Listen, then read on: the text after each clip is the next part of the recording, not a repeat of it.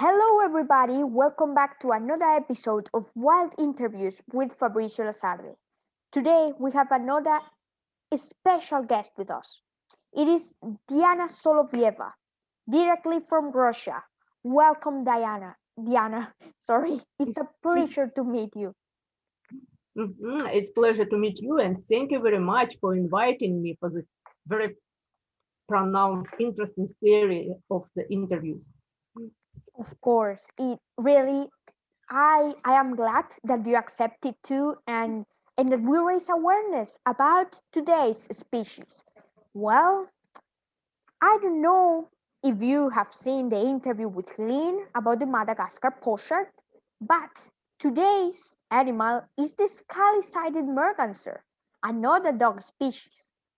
Well, Diana has been working with the Institute of Biology of Institute of Natural Biologists of the North in Magadan, Russia, and has been doing several surveys, has been working in the conservation of the Scaly-Sided Merganser. Right, Diana? Yes, absolutely, you are right. I'm working for the Institute of Biological Problems of the North, Oh, Russian Academy of Science. No, that's oh, okay. yes. Sorry for that. But well, now I'll give the opportunity to you to introduce yourself and introduce us about your work. How did you start working with conservation? Well, it started a while ago, and when we are children, we always, some of us like to read about wildlife, like to read about nature and some fantastic creatures that live outside of our house. And then when we grow, some of us again realize that we can do something. We can not only enjoy wildlife, but we can do something about to help wildlife. And so I was one who liked reading in my very early age. And then I turned to the biologist and I turned not immediately, but soon after I turned to conservationist of birds. Wow. But you started with the Scaly-Sided Merganser or you started with other species when you jumped to conservation? Well, I did other species. I work in still continue working in the Arctic, Russian Arctic, a lot of. So I studied the Scaly-Sided. I continue study Spectacleides, and just because I'm specialized on the sea ducks, the Scaly-Sided Merganser, one of the most endangered sea duck in the world, became my target. Wow.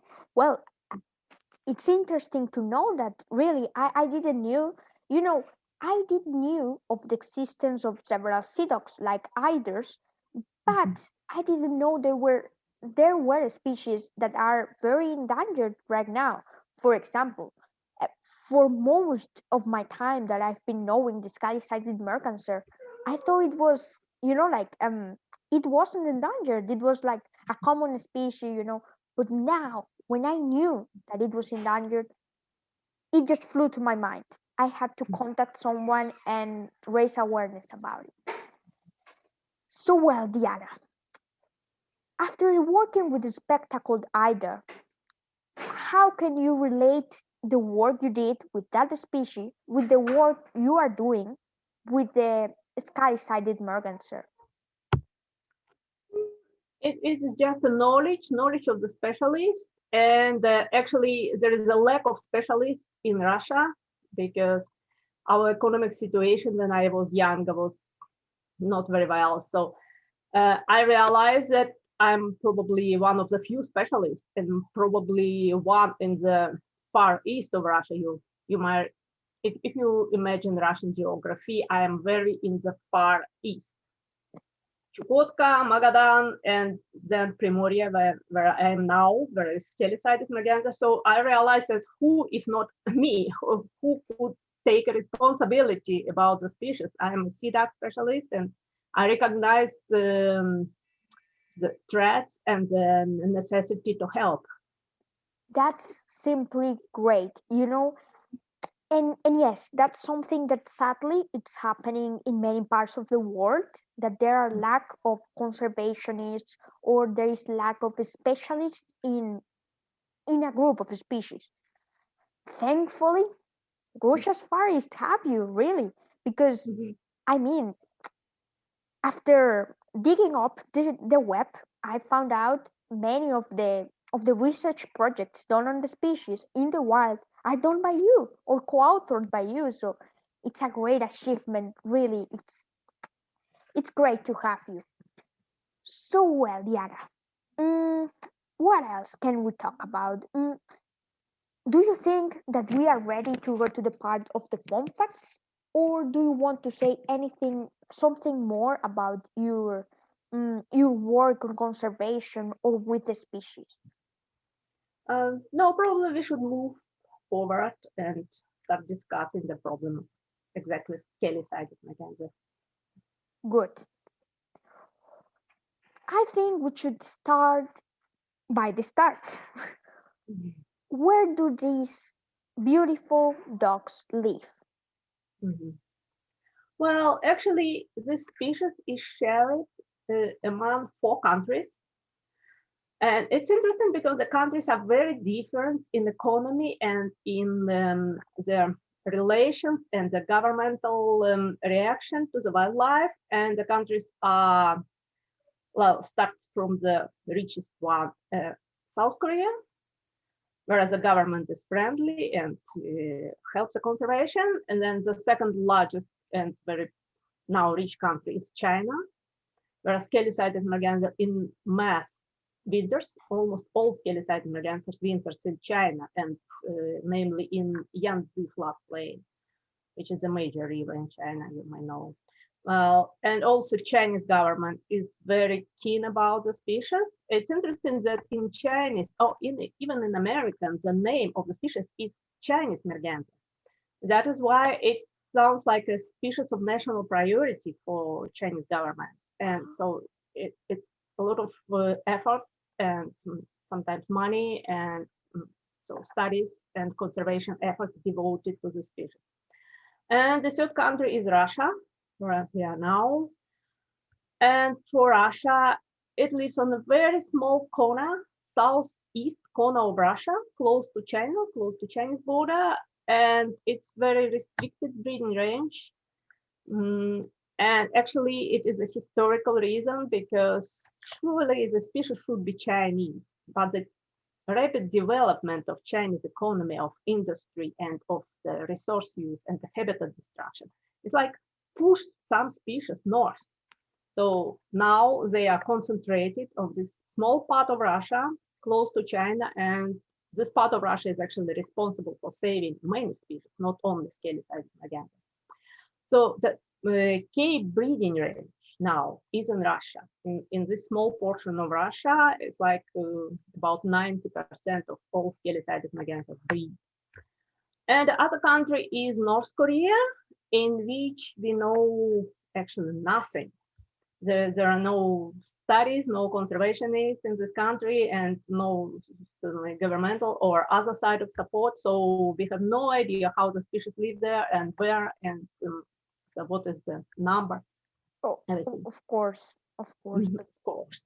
but something that I liked from what you mentioned is and like to summarize is that even the smallest conservation initiative or the smallest conservation help can really mean something for the species and for its like not survival but slow recovery or yes. Well, you also mentioned another thing, the key breeding grounds, and I imagine this is migratory species, right? Yes. So in China, in South Korea, they only migrate there, but they don't breed there. There is a small breeding population in China, in the northeast China, so-called Shan Mountains, share it with North Korea. So there is a breeding population, but it's very small and it's very restricted because of habitat loss all around. Oh, that's sad to hear. But well, again, going back to the 90% of the population in Magadan. I mean, yes, in this Moria, in what Primoria, Primoria, Primoria. Primoria. Mm, Well, yes, thanks for exactly. correcting me. Well, Mhm. with the 90% of the population in Primoria, what are conservationists like you and along with the government or yes representatives from environmental agencies doing to save or protect these species? Mhm. Well, it's a good question, but it's also very easy to answer. Actually, the Scaly-Sided Merganser is a sea duck, but it breeds in the tree holes, so it is cavity nest. And if you realize, and we did realize that one of the threat is the habitat loss through logging, the harvesting of riverine forest, we decided that the nest box program installation of proper size and proper shape, the nest boxes, they're quite big because the species, it's not a small bird, it's a duck. So installation of nest boxes will probably improve the habitat loss. And what we are doing during last 21 years, we install boxes along the rivers.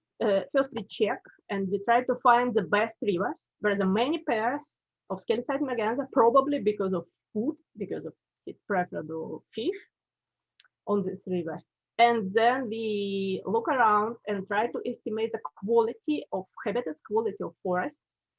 And if we mark forest from 0 to 5, and if we realize that the quality of forest is poor, only new growth, the thin trees are around, we install the nest boxes in this particular river, and thus we reach some kind of success actually in getting birds nesting in our nest boxes and getting a lot of chicks hatched in the nest box.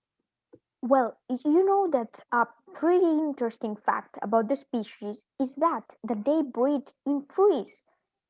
Well, from what I know of, most dog species breed on the ground. They do nest in well in marshes, in well, near the Mhm. rivers. But a dog in a tree, you know that the well, it's not the usual thing. I will say it like that. It's not the usual thing.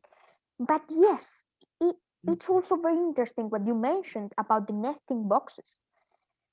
I think that if many species benefit from it, species from different genuses like Psittaciformes, smaller birds, why couldn't the dog do it too? Pretty smart, you know. And well, what else can you tell me about the current health of the forest? Oh, oh, Yeah, give me a second. right. Mhm. So yes, Diana, what about the health of the forest? What have you found out with this research that you've been doing? Well, actually, we don't actually research the health of the forest, and we just try to estimate the quality of forest in terms of suitability for large nesting cavity nesting birds like Scaly-Sided Merganser, like mandarin duck, like blackest stonefish owl, even a huge fish owl is breeding in the Wow. all owls prefer breeding in the tree cavities. So we just estimate the quality of the forest and we decide where to put nest boxes and where we don't need nest boxes in because the quality of the forest is pretty good and the ducks can find the natural cavities by themselves. Great, great. Mm, and what can you tell me about? I mean, we already talked about the little population in China, the population in Primoria, but what about the migratory? I mean, the migratory grounds. How is the Mhm. situation in South Korea or in, if I'm correct, the other country is Japan, No. The major wintering ground is Yangtze China? floodplain, China. In Yeah. China, yes. Oh, And actually, we studied the migration. We put geolocators on the females because the females are site fidelic. They come back to the same nest box year by year. So we are able to put something on a small, not dangerous for bird, and then to catch it again and download the information. So we did this kind of study and we realized that like 85% of our birds wintering in China in Yangtze floodplain and only 15% in South Korea. It's not a big wintering population, but still exists.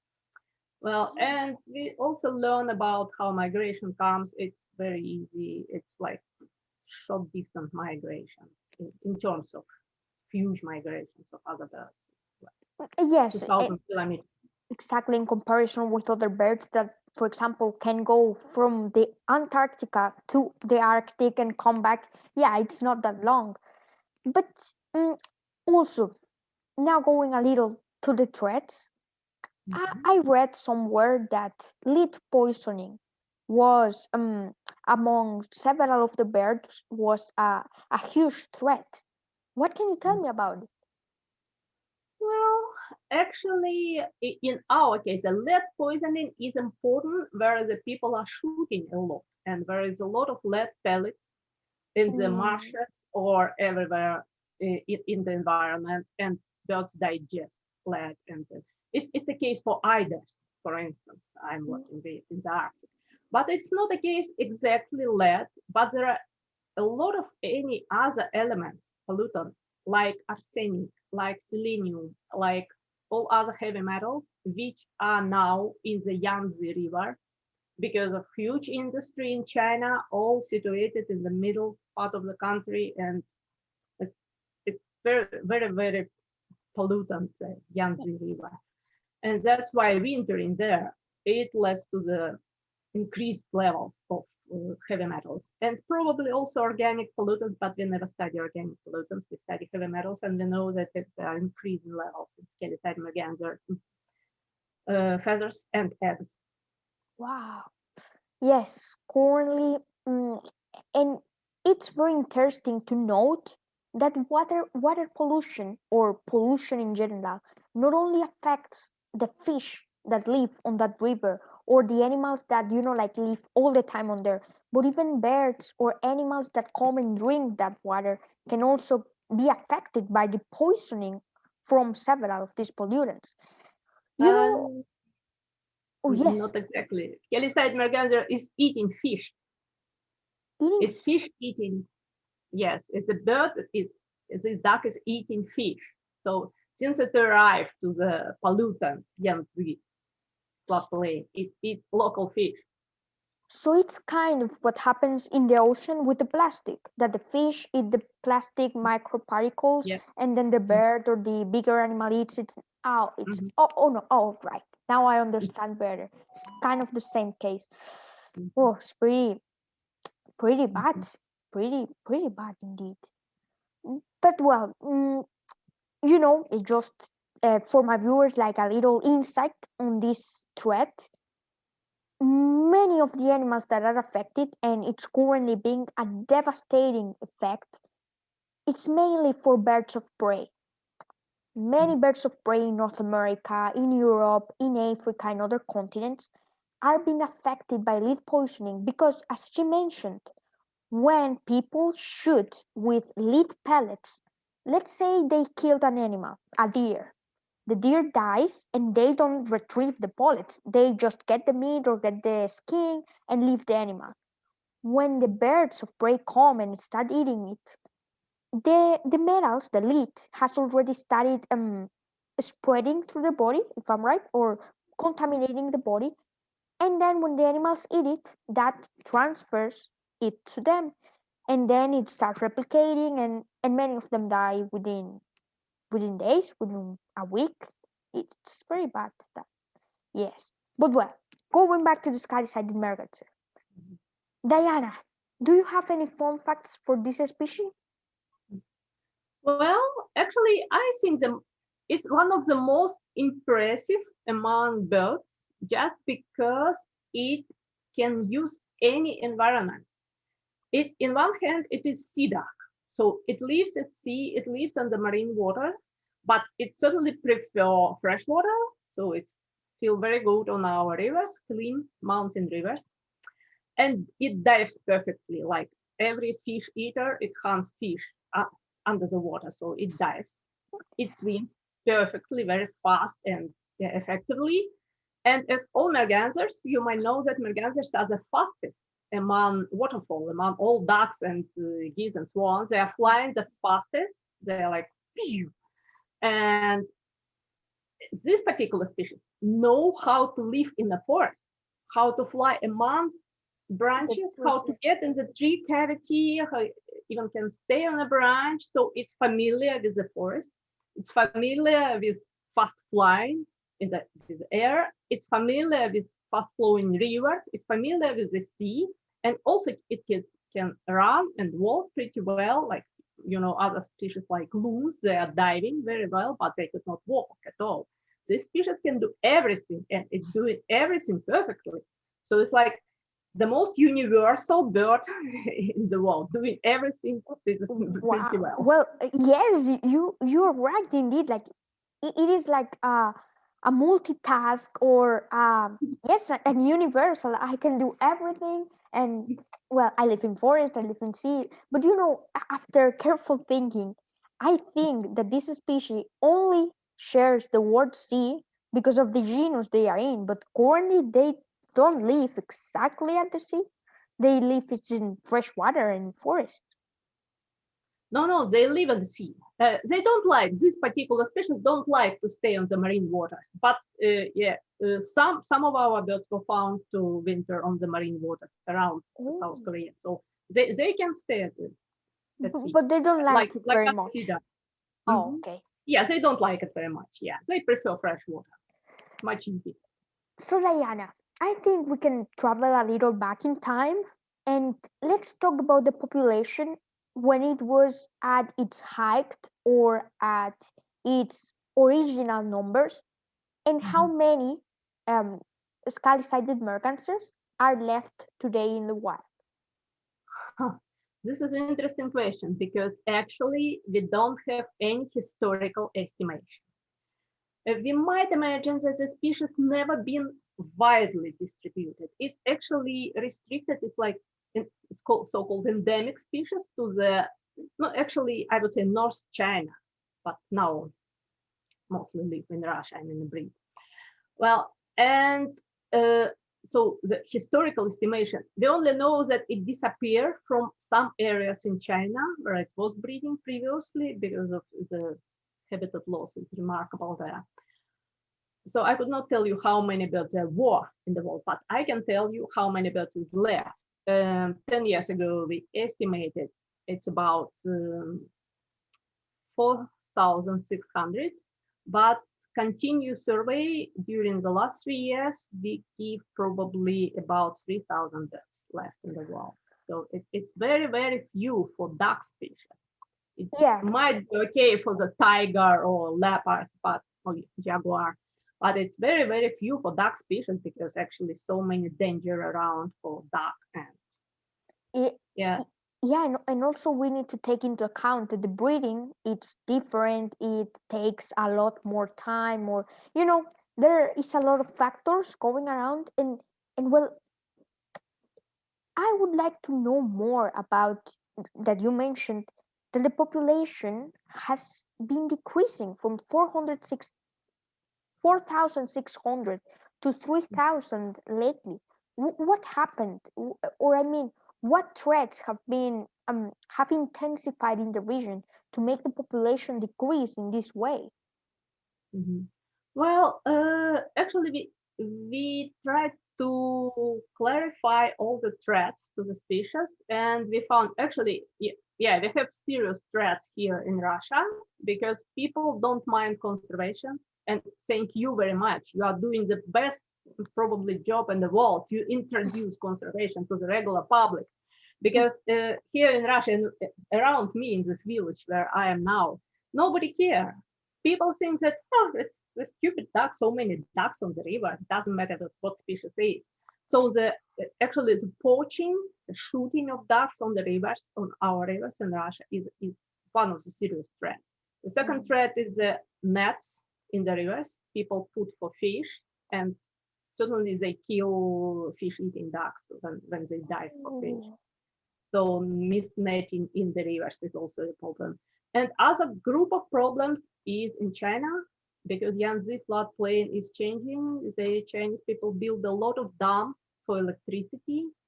they close the river piece by piece. So there are Yeah. like cascades of dams, and this dam building change the habitats and Of change the fish abundance.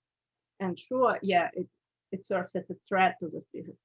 And our nest box program is an investment, but it probably doesn't cover the entire loss of the species, loss of the population.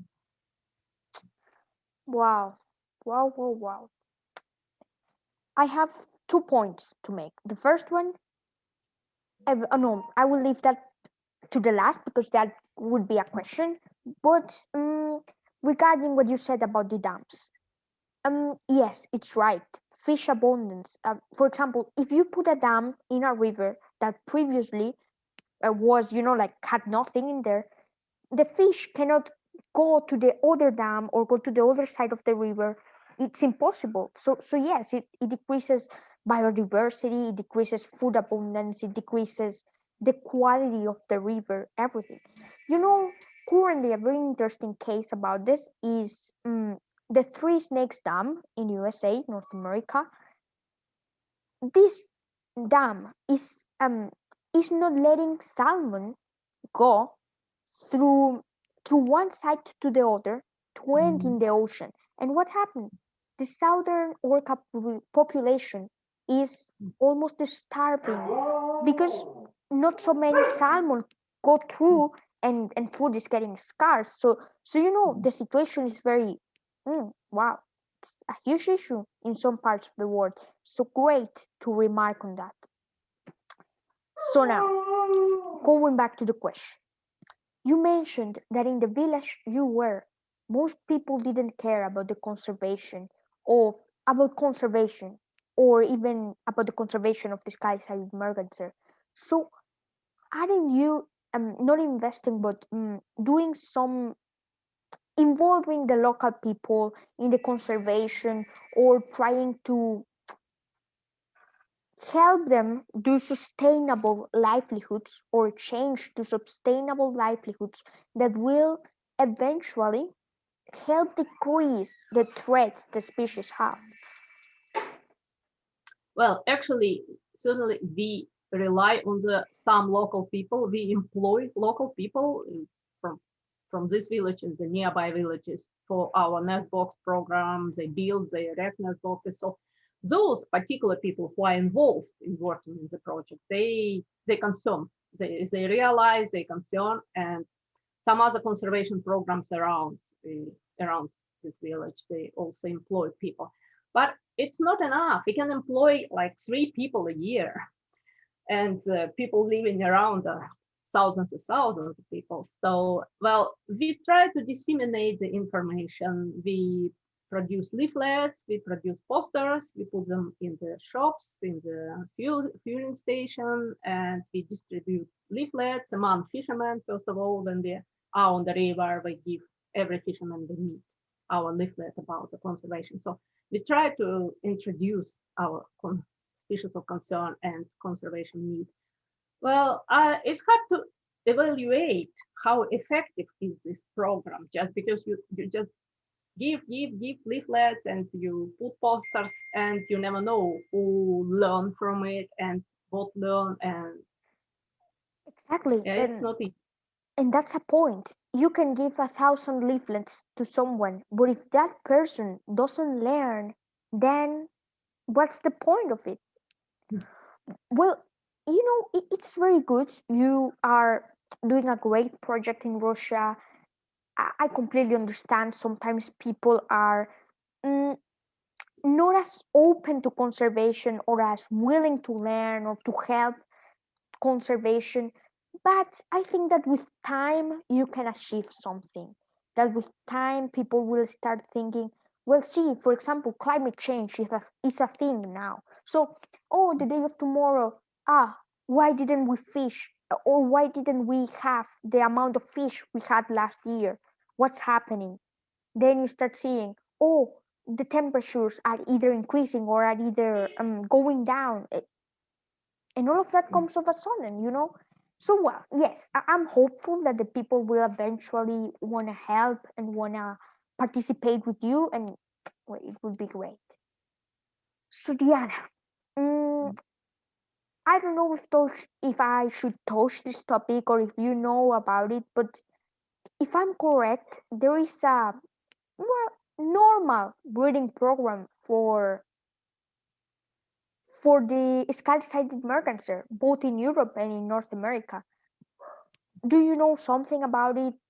Can you tell me something about it? You mean the captive breeding in the zoos? The, do you mean the captive Yeah, breeding? captive breeding, yes. Well, yes, it started 20 years ago, and now it's getting very effective.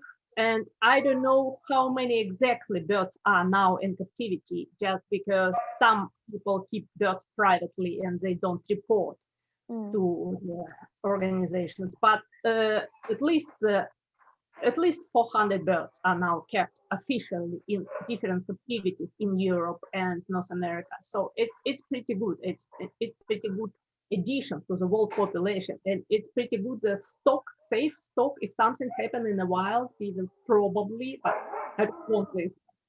It might happen that we would need in these captive birds. The only problem of the species is that it has very poor genetic diversity. It's the least diverse in among all waterfowl and probably among all birds. We study genetics and we learned that it's very poor. It's like just four haplotypes, mitochondrial haplotypes exist in this species, and two of them are rare. So it's like two major haplotypes. It means that all the birds are relatives. All the Scaly-Sided Merganser are very much relative to each other. So in this case, the increasing of genetic diversity is probably one of the good tasks. And I don't know how the captive breeders, how they may help in this. Should they consider the Yeah, genetic diversity? the only way to reach a better genetic diversity would be either two things. First one, either getting birds from the wild that now, because of CITES, CITES, the Convention of Endangered Animals Trade, Mhm. or also just stop breeding when a species gets to the point where it is so genetically related, they start facing problems, diseases. So it's better to stop it there. But aviculture is something that I don't want to enter there a lot, but I do know that some people really like to have their birds and have them as long as they can. So they will surely keep breeding them for the foreseeable future and try to have them for the longest time possible. Yes. Mhm.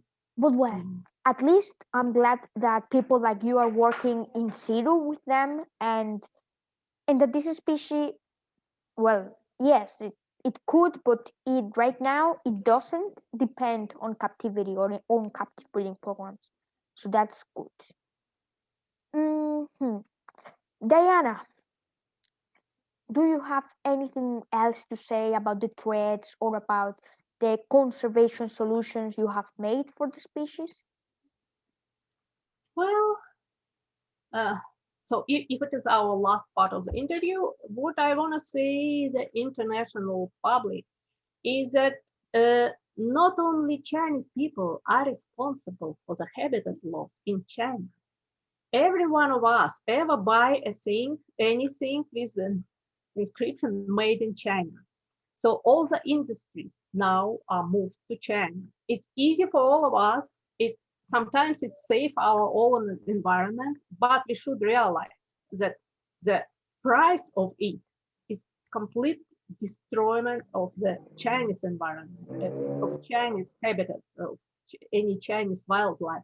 So we all should be cautious and we should consider sustainability, sustainable use of things and long life of any things, just understanding that all this industrial development has other side, which is loss of biodiversity and loss of habitats for wildlife.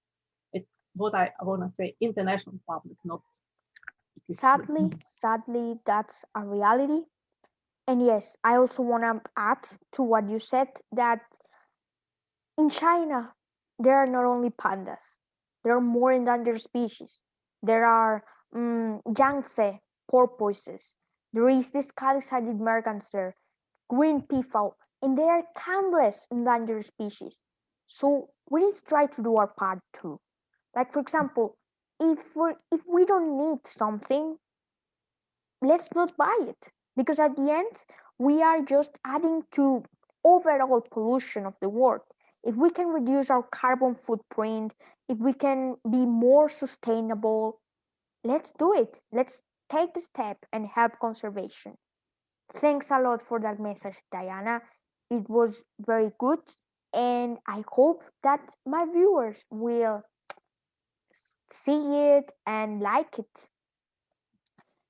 Before we end today's interview, I would like to, Diana, do you have your project? Do you have a website? Do you have social media or something?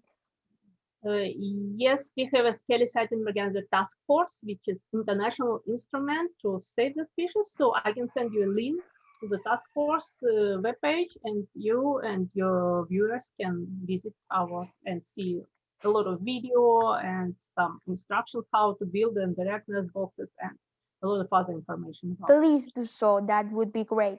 I will leave you the link down below to the website of Diana's team, the Sky-Sided Mercancer Task Group.